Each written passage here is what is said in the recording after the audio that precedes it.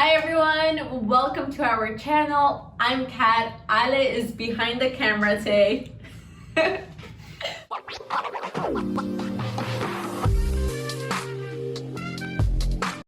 Today I'm going to share with you all what students need to do to increase their chances at getting a job.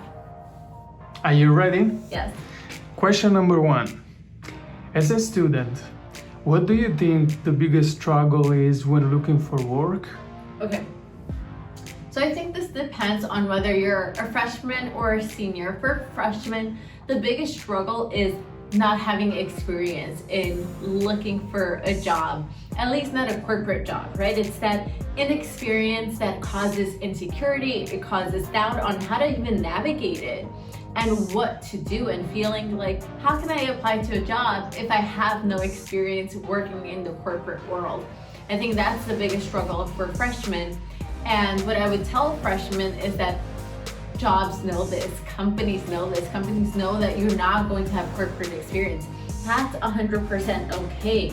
You are still bringing so much value because you have a different perspective, because you are studying a specific field. So you still have a lot to offer, and remember that every experience counts. If you work at Burger King in high school, that counts because you know how to deal with customers, you know how to work in a stressful, fast-paced environment, and you're great at operations. So don't underestimate your experience outside of corporate.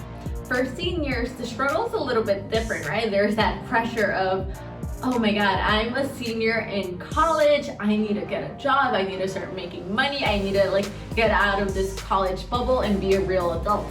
And that's a lot of pressure. You're finally entering a different chapter in your life. And for seniors, I would say breathe.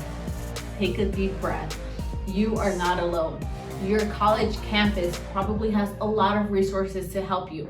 There are so many jobs out there, so many different companies that you are going to find the right one for you. Great. Question number 2. Ready? Yes. What should students do to increase their chances of landing a job or internship? Okay, so for freshmen/sophomores, what I want you to do is make sure you're going to career fairs. Oftentimes, colleges say, you don't have to go as a freshman or sophomore, it's too early, it's okay, focus on other stuff. Go anyways, have your resume, dress up, and network, connect with people. Even if you're not going to get a job right away, by networking and showing your face, you're going to stand out, because most freshmen and sophomores don't do this. So start building your relationship with the recruiters now. Literally, it's not too early. Get their name, get their email, and email them afterwards. Let them know, hey, I just visited this career fair. I really love your company because of XYZ, and I enjoyed talking to you because of ABC. And ask, is it okay if I check in every few months, or if I ask you a few questions, or if I grab a quick 15-minute meeting on your calendar to touch base with you and connect? A recruiter is not going to say no. A recruiter's job is to make sure that it's bringing the right people to the company. And if you are already making that effort, you're going to stand out so much more than your peers. So that's my advice for freshmen/sophomores. Now, juniors/seniors, the approach is going to be a little bit different. You're going to be a lot more targeted in your approach. Start doing all of your research beforehand, Googling the company, checking out Glassdoor to understand how people who work there, what their experience is, maybe apply to internships beforehand, talking to alum who already work there. So you are going to be a lot more purposeful with the way that you're going to go about this, okay? You're going to make the list of all the companies you're interested in. Then you're going to read up on them. See if after you read up on them, after you learn more, if you're still interested, then go to that career fair. If you're not at the career fair, link up with someone on LinkedIn. Make sure that you're super active on LinkedIn. It's a free platform for a reason. Take advantage of that. Then make sure you are being proactive. Once you go to those career fairs, once you visit these companies, touch base with that recruiter again. Follow up. Following up is the number one reason why you could get a job or not get the job. I remember when I was at Syracuse and I was visiting Ernst & Young. And after my visit to Ernst & Young, I emailed the recruiter and I said, hey, can we grab a cup of coffee? So I grabbed coffee with the recruiter, and the recruiter said, do you know that you are the only person who followed up with me? The only person. Isn't that crazy? It is something that every single person should do. Because I followed up with that recruiter, the recruiter told me, you know what? I'm treating this as an interview.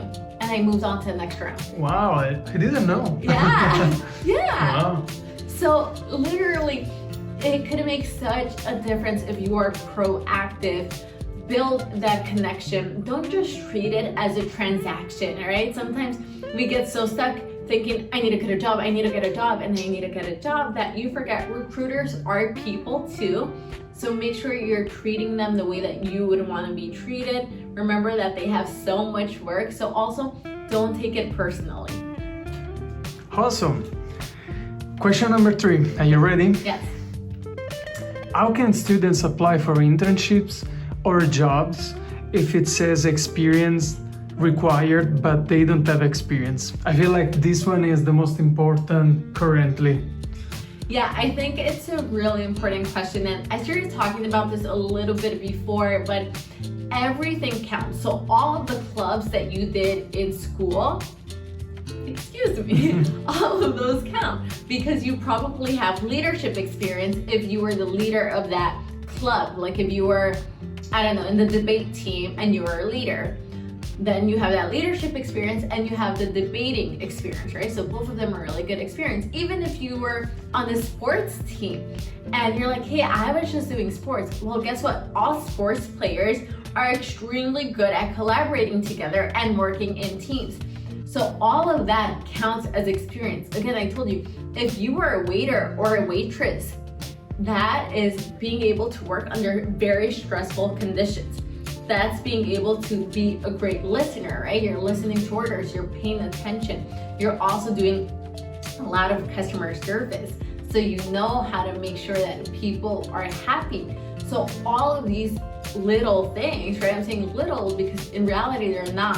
I'm putting little in quotations because in reality they're not brain fart. But all of these things count as experience as to who you are as an individual. Yes, having corporate experience would have been great, but that's not the reality for most people. For most people, they might not have that if they're looking for an internship or for their first job.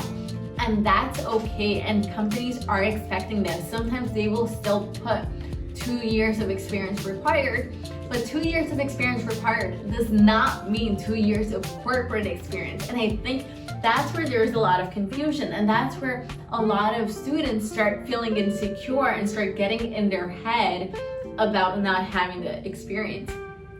Also, even if you do something like researching the company, and say, hey, the company really values problem solving.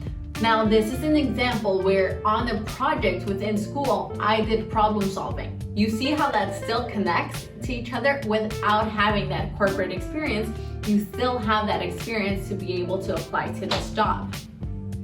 Great. I have another question. Okay.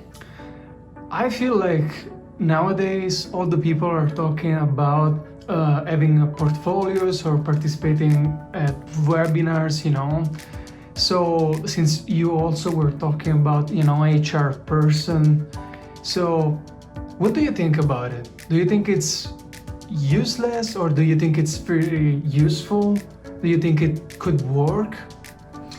Yeah, so I think a portfolio, it's really, really niche. So if you're like a UX designer, right, or a designer of some sort, yes, it 100% makes sense to have a portfolio.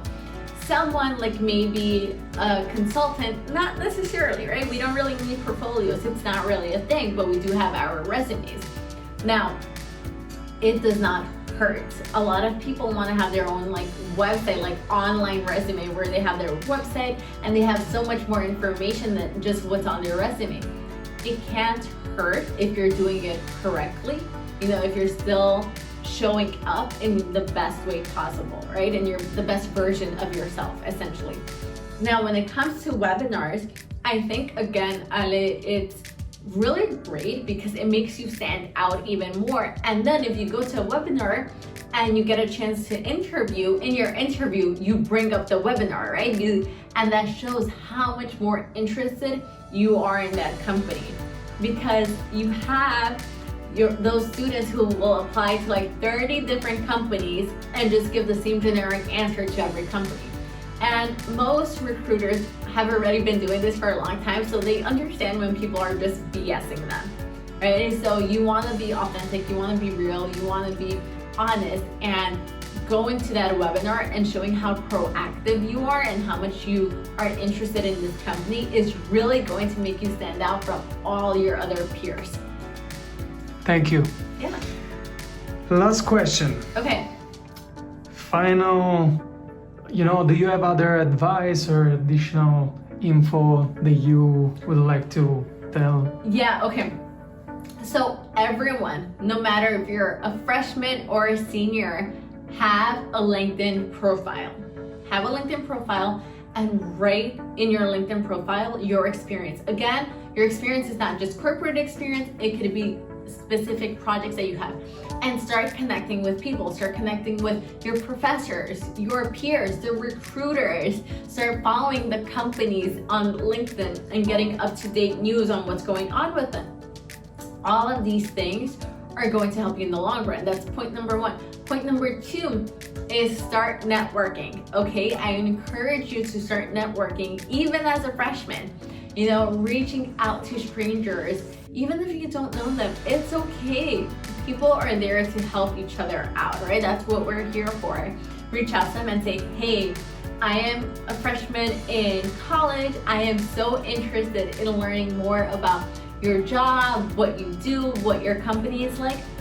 People are not gonna say no. They might say, hey, I'm too busy right now, but that doesn't mean it's a no, right? So make it easier for them. Tell them I'm super flexible with my time. I can set it up on your calendar. Don't take up a whole hour. Most people don't have a full hour, but say 15 minutes, 30 minutes, and that's how you start building the relationship. So network.